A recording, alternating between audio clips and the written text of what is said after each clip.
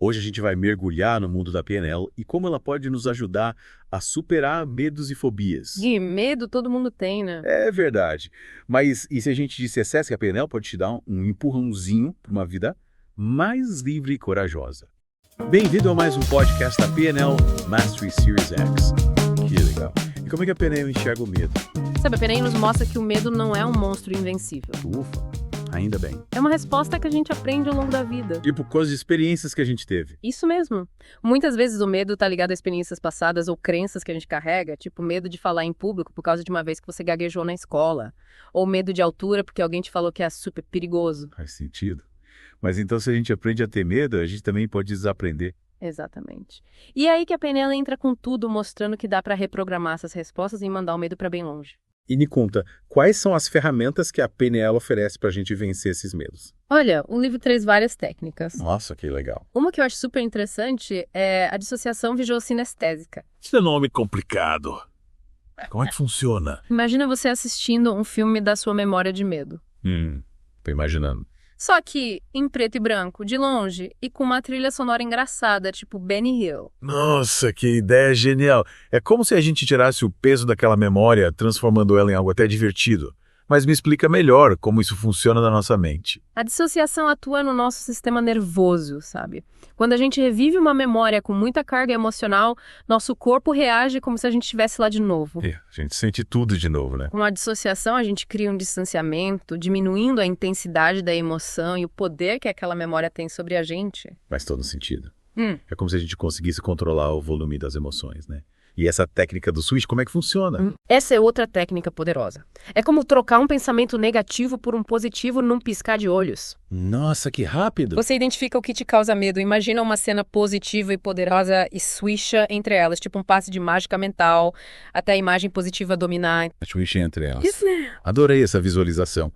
Me parece que tem a ver com interromper aquele ciclo de pensamentos negativos que a gente entra às vezes, né? Exatamente. A gente usa gatilhos mentais para interromper o padrão de medo e criar um novo caminho neural, mais positivo e fortalecedor. Incrível.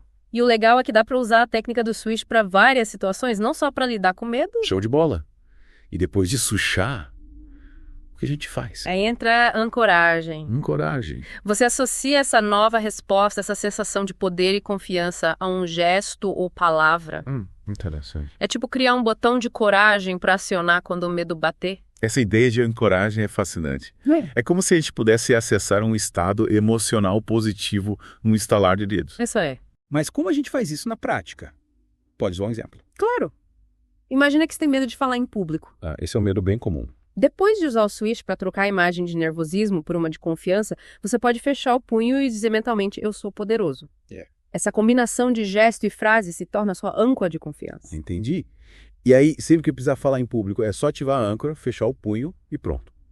A confiança toma conta. Mas, e quando o medo é mais interno, tipo, querer fazer algo, mas ao mesmo tempo ter medo do que pode acontecer? Aí a gente pode usar a técnica de integração de partes. Integração de partes. É como se a gente tivesse várias vozes dentro da gente, cada uma com seus medos e desejos. Nossa, que interessante. A integração de partes nos ajuda a entender essas vozes, encontrar um ponto em comum e criar uma estratégia que funcione para todos os lados. Parece um trabalho de mediador interno, né? Mas como a gente identifica essas partes e faz essa integração na prática? Basicamente, você precisa dar nome a cada parte, entender o que ela quer e encontrar um objetivo comum que beneficie a todas.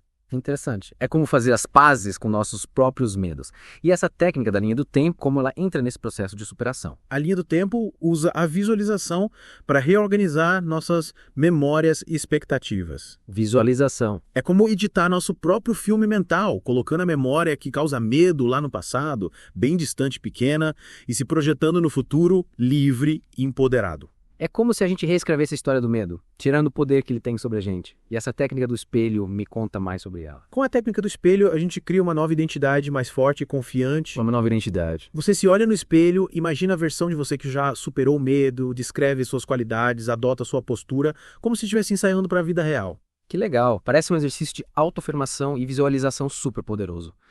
Mas e aí como a gente coloca tudo isso em prática no dia a dia? O livro sugere dedicar uns minutinhos por dia, tipo 10 a 15 minutos, para praticar as técnicas. Ah, isso é tranquilo. E manter um diário para acompanhar seu progresso e celebrar suas conquistas. Aí não se esqueça de trocar aquele discurso interno negativo por afirmações empoderadoras. Boa dica. E por falar em colocar em prática, o livro conta a história do João, que usou a PNL para superar o medo de falar em público, né? Sim. Ele usou a dissociação para lidar com uma memória de vergonha, o switch para trocar a imagem de medo por uma de confiança e criou uma âncora para usar antes das apresentações. E aí deu certo. E o resultado? Ele arrasou no palco. Que história inspiradora. É a prova de que a PNL funciona de verdade. Mas aí é importante lembrar que, em casos mais sérios, a gente pode precisar de ajuda profissional, né? Com certeza. Se o medo estiver te limitando muito, procure um psicólogo ou psiquiatra. A PNL é uma ferramenta incrível, mas não substitui a terapia em todos os casos. Verdade. E, para complementar seus estudos, a gente tem os livros da série PNL Mastery Series e o audiocurso Masterclass PNL 1111 com links na descrição do episódio. Perfeito. E não esquece de mandar suas dúvidas, sugestões e o que você achou do formato do podcast. Então, A gente adora saber sua opinião. a gente espera que este episódio tenha te inspirado a usar a PNL para transformar seus medos em oportunidades de crescimento e viver uma vida mais livre e autêntica. E para finalizar, convidamos você a conferir o vídeo que a gente sugeriu aqui na tela. Continue acompanhando a PNL Mastery Series X para mais dicas e técnicas poderosas para transformar sua vida. Até a próxima! Até mais!